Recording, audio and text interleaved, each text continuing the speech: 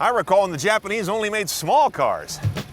All right, let's drive one of their biggest, the 2014 Infiniti QX80 all-wheel drive, and check the tech. Now let's be honest, a QX80 is a great big blunderbuss of a thing, and its lines make no attempt to hide that. I mean, look at this face. What is this, Fudgy the Whale? And it's cut off like a blunt piece of lumber. Out the back, you got this pouty, jutting rear bumper.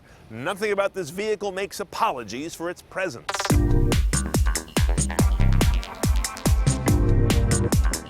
Now, continuing on our big theme, back here is another zip code, another weather system.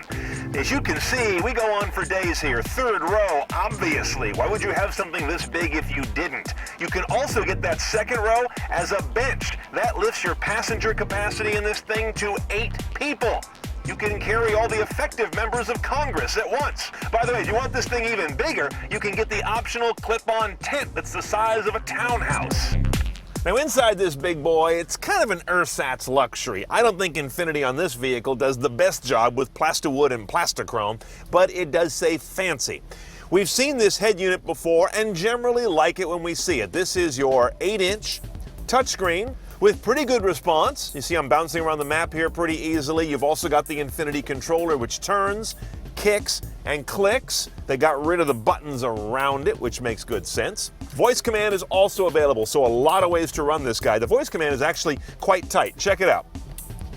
Please say a command. Navigation. Navigation. Please say a Address. address. What state, please? California. California. Now, as you can see, it picks up what I say really quickly. The downside is when you get into the address, you've got to do state, city, street, number as independent little buckets. That's kind of old feeling at this point in history. But all in all, quite functional. Still a little bit childish looking display, good 3D flyby mode, and they do a nice job showing you what lane to be in when you get to one of those dicey freeway interchanges. So not a whole lot new there. And I will say this vehicle has about the best streaming Bluetooth I've heard, which is kind of saying something, because streaming Bluetooth doesn't sound real good. But this one does a great job of bringing it together, making good sense of the sound, and even bringing out things I don't hear in some other cars. That's impressive. Let's talk about some drive controls you don't have in every vehicle. First of all, this all-wheel drive controller right here with an automatic mode that you leave it in typically, 4-wheel high or push and turn to 4 low. You need to know about exactly nothing about off-roading to use this guy. Our shifter goes to a 7-speed automatic, the only choice. You have a shiftable gate over here that also gives you a little more of a sporty behavior.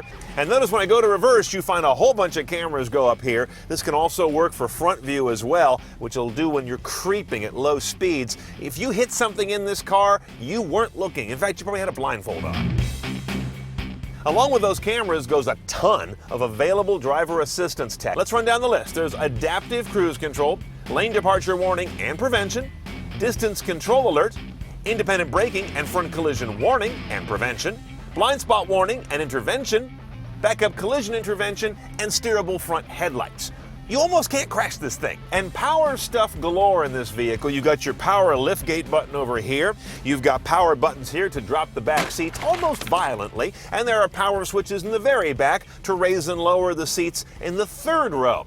Oddly enough, though, you get this little dinky mail slot of a sunroof and no option to make it bigger. This is way behind the times.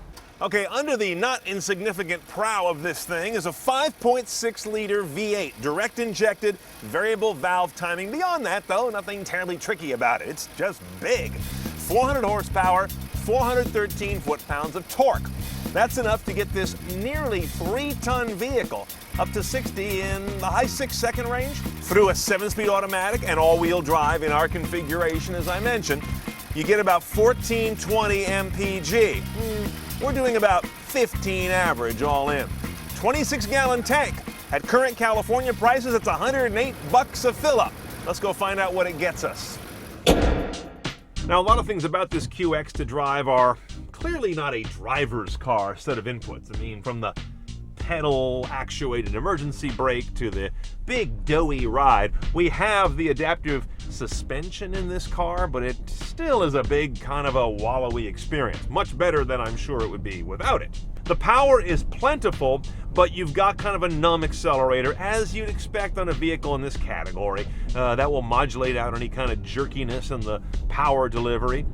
And it's all sort of disconnected from the road. The steering gives you almost no feedback on what's going on. In other words, this car is perfect for the kind of person who is shopping for it. You're not buying this and cross-shopping it with a Cayenne, for crying out loud. It's a whole different animal. It's kind of in the Escalade class. You have no idea what kind of road you're driving on when you're in the QX80. You're just kind of floating above it all. Once you do get in it though, especially if you get over here on the shifting gate, you get a nice snarl out of that V8 and a ton of power, which is actually kind of amazing that something this heavy can ever move that fast. So I gotta hand that to him. It's just not my cup of tea. Okay, let's price this giant thing. Starts off about $65,500 for a QX80. Remember, that's a V8, and I'm talking about the all-wheel drive model here, and that price does include delivery. Now the options, they all basically come in big packages. The first one is the rear seat entertainment system, which I'm gonna pass on all day. It's DVD based. If your kids are intrigued by DVD, they need tutoring, not rear seat entertainment. I am intrigued, though, more by the technology package, which includes all the driver assistance technologies, an amazing amount of them, for $3,250. And the last thing I'm on the fence on is this whole package that's deluxe touring, they call it, like $4,600. It gets you the adaptive suspension, which I think this vehicle needs. Also cooled seats, a bunch of interior trim upgrades, oh, and surround sound on your Bose audio system. Probably worth it, but there's an awful lot in there. You're looking at about $73,500 for one of these guys done up CNET style. Not a cheap ride, but you're getting a lot of tonnage for your money, if that helps. And once you're in there, you're so isolated from the real world, you won't even remember what your payment is.